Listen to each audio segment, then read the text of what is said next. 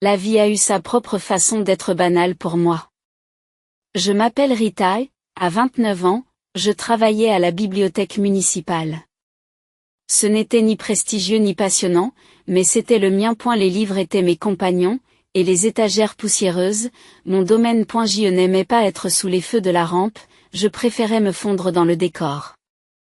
La ville était petite, du genre où tout le monde connaissait vos affaires avant vous. Ma routine quotidienne variait peu, réveil, travail, puis retour à mon petit appartement rempli de meubles d'occasion et d'une montagne de livres.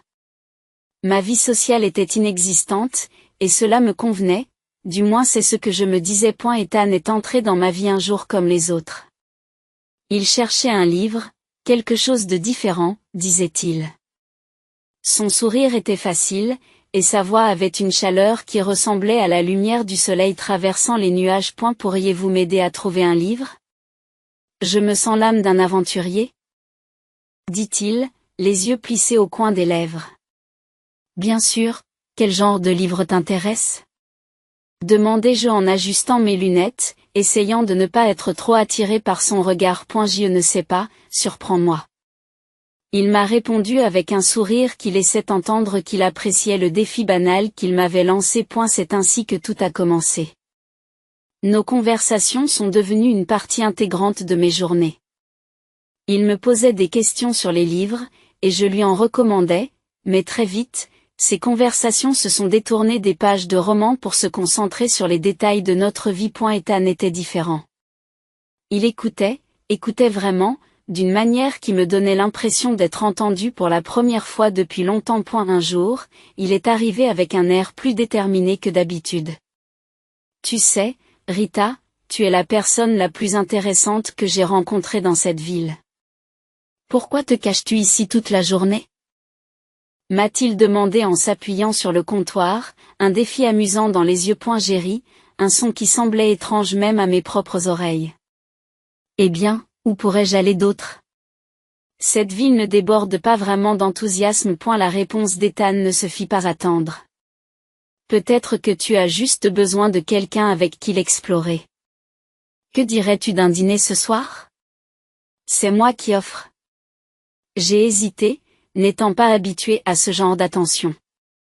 Je ne sais pas, Ethan. Allez, qu'est-ce qui pourrait arriver de pire? Tu passes une soirée avec un homme qui apprécie tes recommandations de livres. En plus, je te promets que ça en vaudra la peine. Tu peux me montrer cette ville qui est un joyau caché. Il me cajole, son assurance est contagieuse. Malgré moi, j'ai accepté. D'accord, bien sûr. Mais pas d'endroit chic, je ne me sens pas à l'aise avec tout ce faste.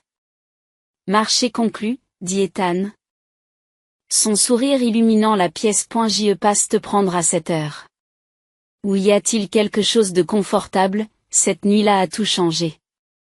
Ethan m'a montré des parties de la ville que je n'avais jamais vues, bien que j'y ai vécu toute ma vie.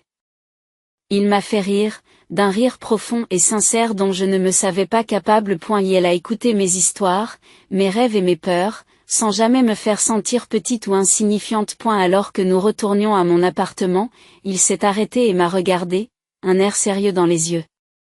Rita, je sais que nous venons de nous rencontrer, mais il y a quelque chose en toi. Tu ne ressembles à aucune des personnes que j'ai connues. Tu es authentique, et dans un monde plein de faux, c'est rare. Je ne savais pas quoi dire. Personne ne m'avait jamais parlé comme ça. Ethan, Il m'a coupé la parole, posant doucement un doigt sur mes lèvres.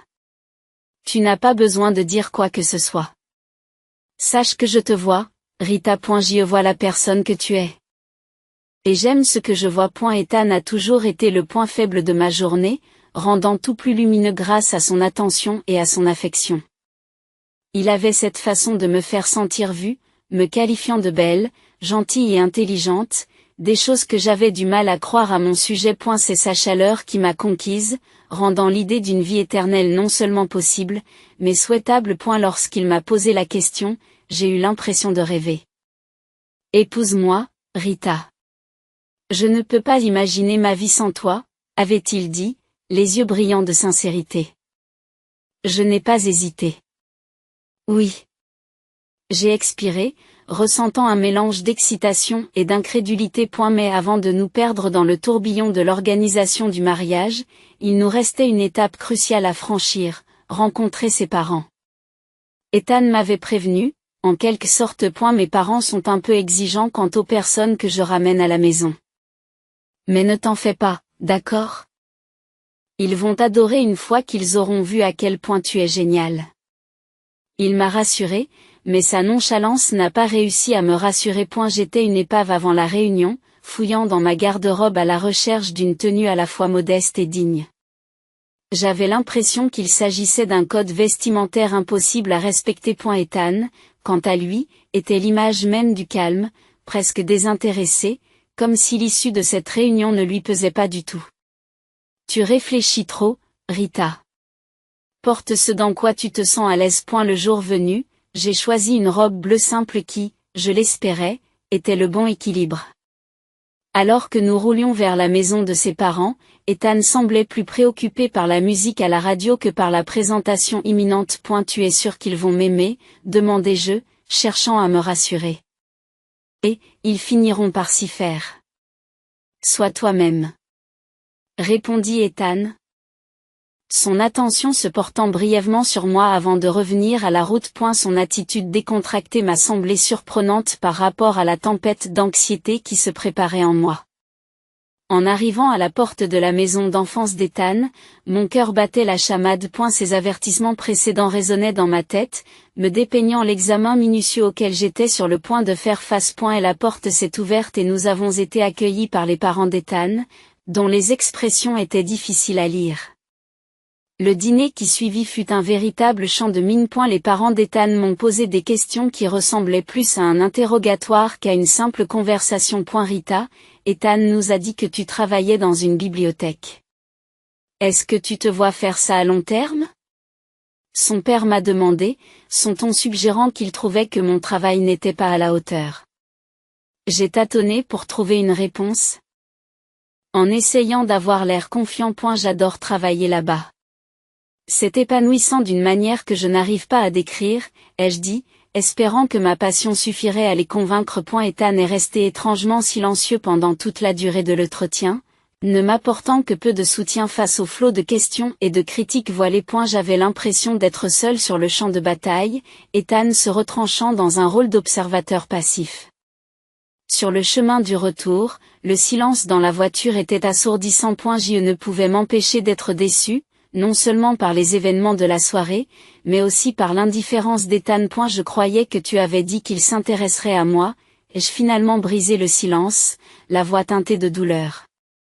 Ethan haussa les épaules, d'un geste nonchalant et frustrant. Donne-leur du temps, Rita. Ils ont juste besoin d'apprendre à mieux te connaître, a-t-il dit. Ces mots n'étant pas de nature à me réconforter. Après quelques autres dîners qui ressemblaient plus à des interrogatoires qu'à des repas amicaux, il était clair que les parents d'Ethan n'étaient pas mes plus grands fans. Ils me voyaient comme une sorte de chercheuse d'or, je suppose, ce qui ne pouvait pas être plus éloigné de la vérité. Je n'ai jamais couru après l'argent d'Ethan, je l'ai à peine su jusqu'à ce qu'il en parle lui-même un soir, en disant, mes parents sont un peu de la vieille école, tu sais. Ils s'inquiètent des choses les plus bizarres, comme l'argent et le statut. Un soir, Ethan est rentré à la maison, l'air plus sérieux que d'habitude. Bébé, il faut qu'on parle, a-t-il dit en évitant mon regard. C'est à ce moment-là que j'ai su qu'il se passait quelque chose. Qu'est-ce qui ne va pas? J'ai demandé, sentant mon estomac se nouer. C'est mes parents, a-t-il commencé, en me regardant enfin. Ils insistent pour qu'on signe un contrat de mariage. Un contrat de mariage? Le mot me semblait étranger, amer sur ma langue. Ethan, tu sais que je me fiche de ton argent, n'est-ce pas? Il soupire, se passe les mains dans les cheveux. Je sais. Et je m'en fiche aussi, pas quand il s'agit de nous. Mais il n'en démorde pas. Il pense que ça nous protégera, tous les deux, ou je ne sais quoi. J'ai été blessé, je ne vais pas mentir. J'avais l'impression qu'il pariait déjà sur notre échec. Mais j'aimais Ethan, plus que je ne me souciais de l'approbation de ses parents ou d'un accord stupide. Très bien. Ai-je dit, plus sèchement que je ne l'aurais voulu. Signons-le et finissons en. Ton argent, mon argent, peu importe. Je m'en fiche. Je te veux, c'est tout. Ethan avait l'air soulagé, et une partie de moi détestait cela. Merci, bébé. Je déteste ça autant que toi, mais ce n'est qu'un bout de papier. Ça ne changera rien entre nous. Alors, nous avons signé ce fichu papier. Un avocat que ses parents connaissaient l'a rédigé. En s'assurant qu'aucun de nous ne pourrait toucher à l'autre si les choses tournaient mal. J'ai eu l'impression de signer une déclaration de méfiance avant même d'avoir commencé, mais j'ai repoussé ces pensées. J'étais amoureuse, et l'amour était censé tout conquérir, n'est-ce pas? Notre mariage n'avait rien de grandiose, c'était exactement ce que je voulais. Quelques amis proches, une cérémonie intime et la promesse d'une vie éternelle. J'ai emménagé chez Ethan peu de temps après. C'était une belle maison, rien de très chic, mais je me sentais à des kilomètres de mon ancien appartement. Les parents d'Ethan vivaient à proximité, ce qui, je l'ai vite compris, se traduisait par des visites surprises qui visaient plus à prendre de mes nouvelles qu'à autre chose. Et la vie avec Ethan a commencé comme un conte de fées, mais il n'a pas fallu longtemps pour que le vernis commence à s'estomper, révélant la sombre réalité qui se cachait derrière. Le changement ne s'est pas fait du jour au lendemain, mais les signes étaient là, s'insinuant lentement, érodant ce que nous avions construit. Et sa mère, Linda, a été la première fissure dans notre image parfaite. Elle était passée à l'improviste, ses yeux balayant la maison comme pour en faire l'inventaire. Rappelez-vous, c'est la maison d'Ethan. Tout ici est à lui. J'ai essayé de garder mon sang-froid et j'ai répondu. J'en suis bien conscient, Linda. Je ne suis pas là pour les affaires de votre fils. Je l'aime. Elle s'est moquée. L'amour ne paie pas les factures, ma chère. N'oubliez pas que si vous partez un jour, vous repartirez avec ce que vous avez apporté, rien. Un jour, elle a fait le tour de la maison en montrant chaque meuble, chaque appareil, chaque bibelot appartenant à Ethan. Vous voyez ce canapé? C'est celui d'Ethan. Ce tableau? C'est aussi celui d'Ethan. N'oublie pas, ma chérie, qu'au cas où les choses tourneraient mal. Tu n'as aucun droit sur tout cela. Dit-elle, la voix teintée d'une douceur venimeuse. C'était comme si elle aimait me rappeler ma place dans leur monde. Le père d'Ethan, George, n'était pas mieux. Linda et lui se comportaient comme s'ils étaient propriétaires de notre maison, et non comme de simples visiteurs. Ils exigeaient un café dès qu'ils entraient, critiquant le fait que je le préparais trop faible ou trop fort, puis s'installaient devant la télévision, s'attendant à ce que je les attende de pied ferme. Je leur disais, prends-nous des chips, tu veux bien? Et peut-être laver ces vêtements qui s'empilent dans le coin pendant que tu y es, disait George, sans même prendre la peine de me regarder. Le pire, c'est qu'Ethan n'a jamais dit un mot à ce sujet. Ethan n'a jamais rien dit à ce sujet. Et elle riait en ajoutant ses propres remarques. Oui, elle est encore en train d'apprendre à faire les choses correctement ici. Donne-lui du temps, disait Ethan. J'avais l'impression de perdre la tête. Ce n'était pas l'homme que j'avais épousé, c'était quelqu'un d'autre, quelqu'un de cruel et de méprisant. Tu t'entends au moins? Comment peux-tu les laisser me traiter ainsi? J'ai confronté Ethan après le départ de ses parents. Bébé, ils ont juste leurs habitudes. Tu sais comment sont les personnes âgées, m'a-t-il répondu en me faisant croire que c'était moi qui réagissais de manière excessive. Ils ne veulent rien dire. En plus, tu sais qu'on est à leur charge. On ne peut pas mordre la main qui nourrit, n'est-ce pas? Cette phrase m'a fait l'effet d'une gifle. Alors, c'était fini. J'étais juste la pique-assiette, la fille qui avait épousé leur petit empire et qui devait respecter leurs règles ou s'en aller. Mon travail à la bibliothèque, que j'adorais, était une blague pour eux, une raison de plus de me mépriser. Les jours se confondaient, chacun étant une répétition du précédent. Jusqu'à ce mardi banal où tout a changé. J'étais au travail, en train de ranger des livres, lorsque j'ai ressenti une douleur aiguë à l'estomac, qui m'a fait basculer. Ce n'était pas seulement du stress, c'était quelque chose de plus, quelque chose de pire. L'instant d'après, je me suis retrouvée à l'hôpital, l'odeur stérile de l'antiseptique emplissant mes narines. Allongé dans ce lit d'hôpital, je ne pouvais m'empêcher de penser que j'avais atteint un nouveau seuil. Seul, dans la douleur, et pas un seul message ou appel d'Ethan. Juste au moment où je pensais que les choses ne pouvaient pas être plus sombres, un coup frappé à la porte a annoncé un visiteur auquel je ne m'attendais pas. Rita Turner? L'homme à la porte était vêtu d'un costume, tenait une mallette et ne semblait pas à sa place dans cette chambre d'hôpital stérile. Oui, c'est moi. Qui êtes-vous? Ma voix était faible, fatiguée par la douleur et le cycle sans fin de la déception. Je suis Michael Johnson. Un notaire. J'ai quelque chose d'important à vous dire, dit-il, le ton formel, mais il y avait quelque chose dans ses yeux qui me donnait envie d'écouter. Je lui fis signe de continuer, la curiosité piquée, malgré la situation. Il s'agit de votre grand-oncle, Edward Turner. Il est décédé récemment et tu es son unique héritière. Rita, il t'a laissé un héritage. Les mots n'avaient pas de sens au début. Êtes-vous sûr d'avoir la bonne personne? Je ne l'ai pas vu depuis 15 ans. Michael acquiesce. J'en suis tout à fait sûr. C'était un homme discret, mais il se souvenait toujours de vous.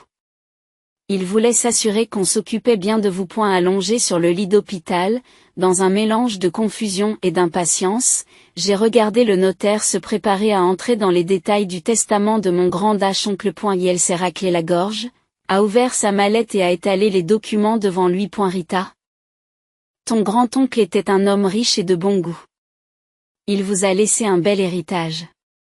Nous ne parlons pas seulement de caissiers, bien qu'il y en ait beaucoup, 20 millions de dollars pour être exact. Michael commença, d'une voix ferme et posée. Je clignai des yeux, essayant encore d'assimiler les chiffres.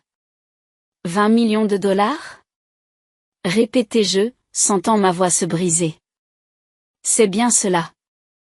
Il poursuit, sans se laisser impressionner par mon choc. Mais ce n'est pas tout. Vous héritez également d'actions dans plusieurs grandes entreprises. Ce ne sont pas des investissements mineurs. Il s'agit de participations importantes dans certaines des entreprises les plus stables et les plus rentables qui soient. Mon esprit s'est emballé, essayant de comprendre l'ampleur de ce qu'il était en train de dire.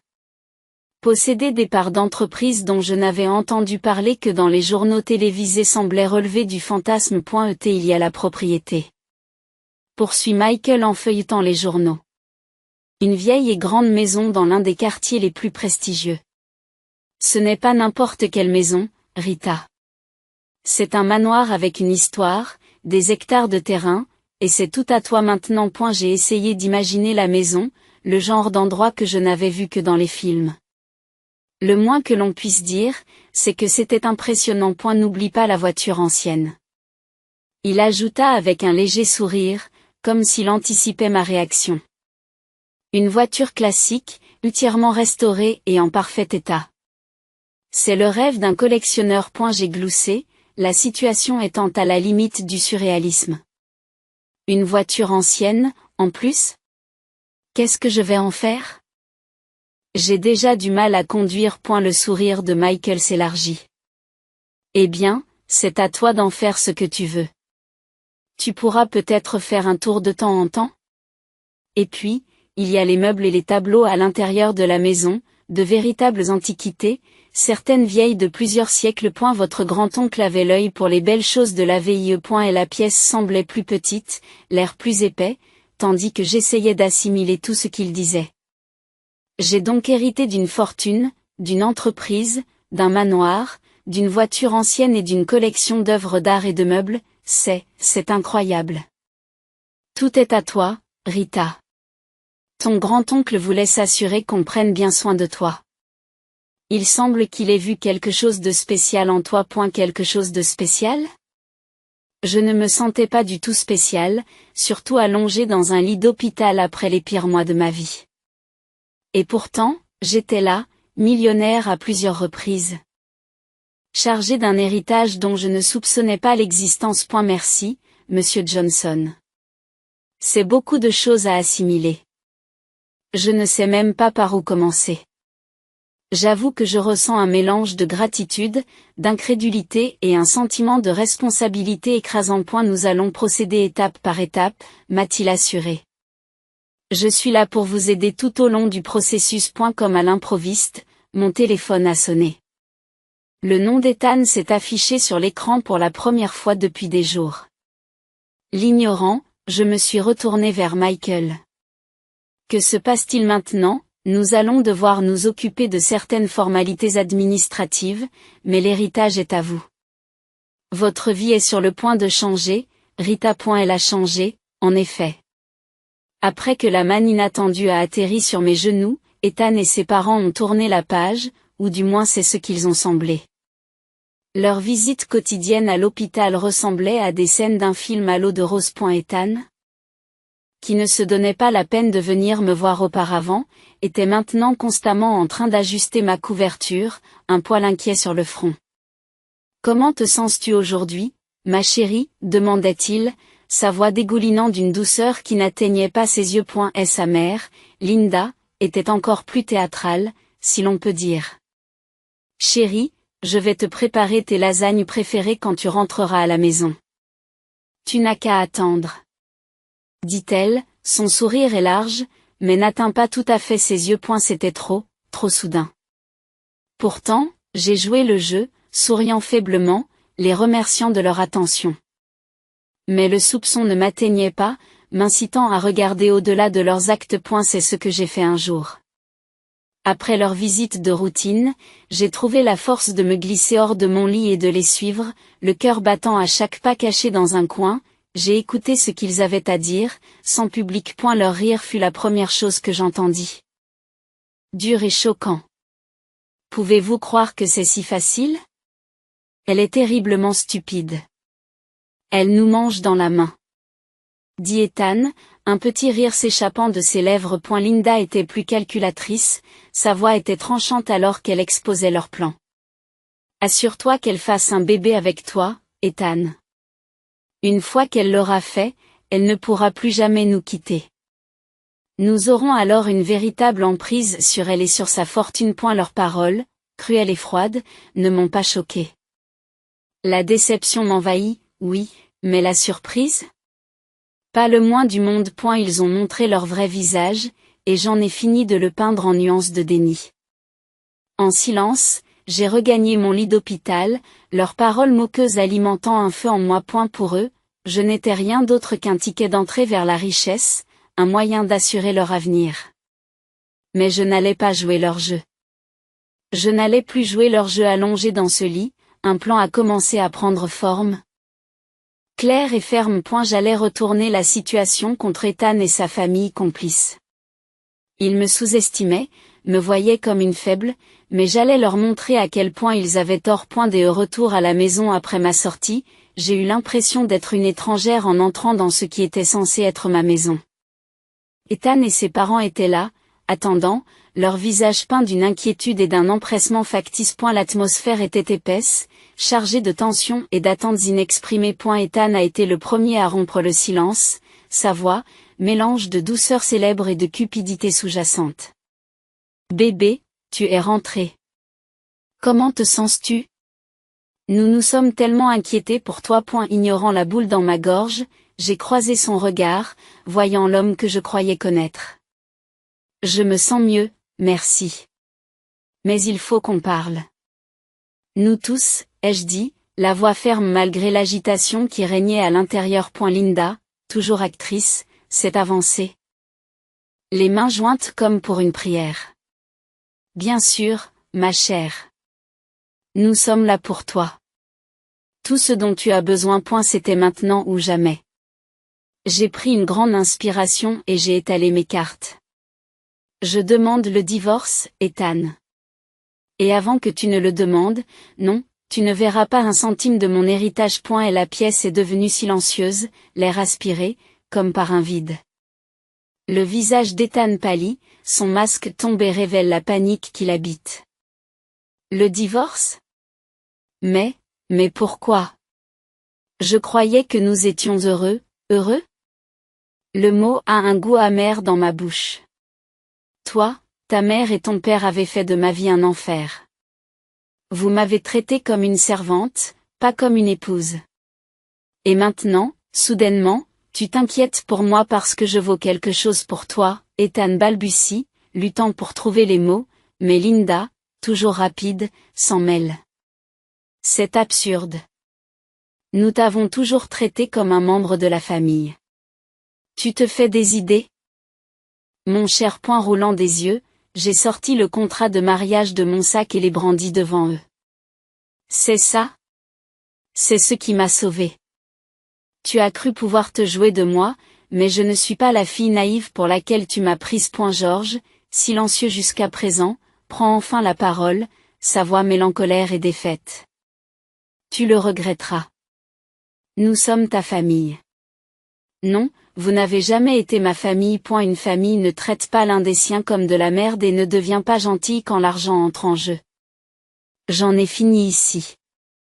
Déménager dans mon propre appartement a été la bouffée d'air frais dont j'avais désespérément besoin. L'appartement était petit et confortable, un contraste saisissant avec la vie que j'avais laissée derrière moi. Ce n'était pas seulement un nouvel espace de vie, c'était ma déclaration d'indépendance, mon nouveau départ. L'appel téléphonique a commencé presque immédiatement. Ethan, la voix dégoulinante de désespoir, a été le premier à rompre le silence. Rita, s'il te plaît, tu dois revenir. On peut s'en sortir, je le sais. Ces supplications sont tombées dans l'oreille d'un sourd. J'étais fini, et aucune supplication ne pourrait changer cela. Ethan, c'est fini. Je ne reviendrai pas. Tu dois l'accepter. J'ai dit cela d'une voix ferme, sans laisser de place à la négociation. Peu de temps après, Linda est intervenue, son ton étant un mélange toxique de colère et de culpabilisation. Je suis reconnaissante. Après tout ce que nous avons fait pour toi. Tu nous es redevable, Rita. Vous faites une énorme erreur. Toi? Pourquoi, Linda? Pour m'avoir fait me sentir comme rien de plus qu'un fardeau? Non, je ne vous dois rien. Au revoir. J'ai eu l'impression de me débarrasser d'un poids lourd, de couper définitivement les liens qui m'attachaient à une vie de misère. Le divorce a été un soulagement, une rupture nette avec un passé qui avait menacé de me consumer. Par l'intermédiaire d'amis. J'ai entendu parler de la rupture entre Ethan et ses parents. L'ironie de la situation ne m'a pas échappé. Le document sur lequel ils avaient insisté, l'accord prénuptial, était maintenant la source de leurs conflits familiaux. Avec l'héritage de mon grand-oncle, en toute sécurité à mon nom, j'ai trouvé un but dans la générosité. Une part importante de cet héritage est allée à des organisations caritatives qui me tenaient à cœur, des causes qui feraient une différence dans le monde. Mais c'est la librairie qui est devenue mon projet passionnel, un havre de paix pour les amateurs de livres anciens et rares. C'était ma façon de me reconnecter au monde, à ma façon. Mon parcours n'a pas été facile, semé d'embûches et de chagrins d'amour, mais en me tenant dans ma librairie, entouré des histoires d'innombrables autres personnes, j'ai su que j'avais trouvé ma fin heureuse. Et il ne s'agissait pas seulement de tourner la page sur Ethan et la manipulation de sa famille, mais aussi de redécouvrir qui j'étais et ce que j'aimais. Voici un nouveau départ. J'ai porté un toast à moi-même un soir tranquille après avoir fermé boutique. La route à venir était incertaine, mais c'était à moi de la parcourir, remplie de possibilités et de la promesse d'un bonheur retrouvé.